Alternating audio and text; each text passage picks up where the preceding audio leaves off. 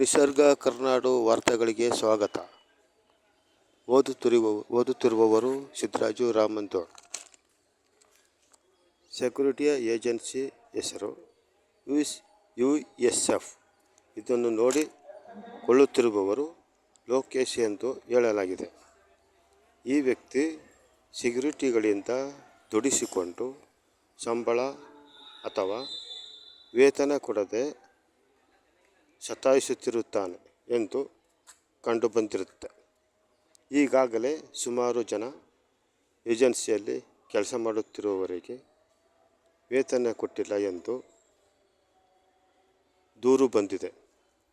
USF ಏಜೆನ್ಸಿಯ ಲೊಕೇಶನನ್ನು ಕಾರ್ಮಿಕ ಇಲಾಖೆಯವರು ವಿಚಾರಣೆ ಮಾಡುವುದು ಕಂಪನಿಯಲ್ಲಿ ಕೆಲಸ ಮಾಡುತ್ತಿರುವವರಿಗೆ ನ್ಯಾಯ ದೊರಕಿಸಿಕೊಡುವುದು ಹಾಗೂ ಅವರಿಗೆ ವೇತನ ಕೊಡಿಸುವುದು ಸೂಕ್ತ.